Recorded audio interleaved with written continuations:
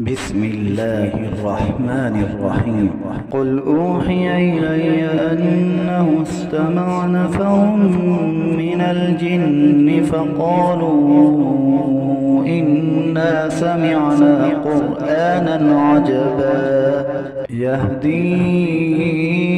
إلى الرشد فآمنا به ولن نشرك بربنا أحدا وأنه تعالى جد ربنا ما اتخذ صاحبة ولا ولدا وأنه كان يقول سفيهنا على الله شططا وأنا ظننا أن لن تقول الإنس والجن على الله كذبا وأنه كان رجال من الإنس يعوذون برجال من الجن فزادوهم رهقا وأنهم ظنوا كما ظننتم أن لن يبعث الله أحدا وأنا لمسنا السماء فوجدناها ملئت حرسا شديدا وشهبا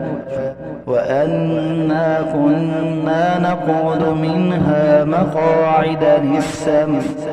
فمن يستمع الآن يجد له شهابا رصدا وأنا لا ندري أشر أريد بمن في الأرض أم أراد بهم ربهم رشدا وأنا منا الصالحون ومنا دون ذلك كنا طرائق قددا أنا ظننا أن لن نعجز الله في الأرض ولن نعجزه هربا وأنا لما سمعنا الهدى آمنا به فمن يؤمن بربه فلا يخاف بخسا ولا رهقا أنا منا المسلمون ومنا القاسطون فمن أسلم فأولئك تحروا رشدا وأما القاسطون فكانوا لجهنم حطبا وأن لم استقاموا على الطريقة لأسقيناهم ماء غدقا نفتنهم فيه ومن يعرض عن ذكر ربه يسلكه عذابا صعدا وأن المساجد لله فلا تدعوا مع الله أحدا وأنه لما قام عبد الله يدعوه كادوا يكونون عليه لبدا قل إنما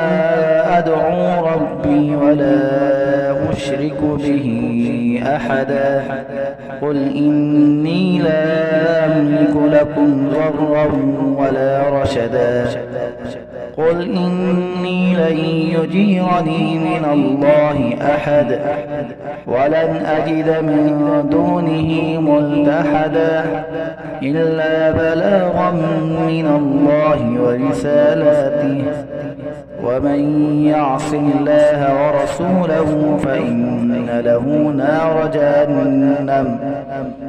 فإن له نار جهنم خالدين فيها أبدا حتى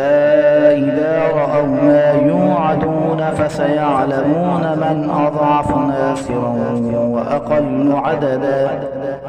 قل إن أدري قريب ما توعدون أم يجعل له ربي أمدا عالم الغيب فلا يظهر على غيبه أحدا إلا من ارتضى من رسول فإنه يسلك من بين يديه ومن خلفه رصدا ليعلم أن قد أبلغوا رسالات ربهم وأحاط بما لديهم وأحصى كل شيء عددا.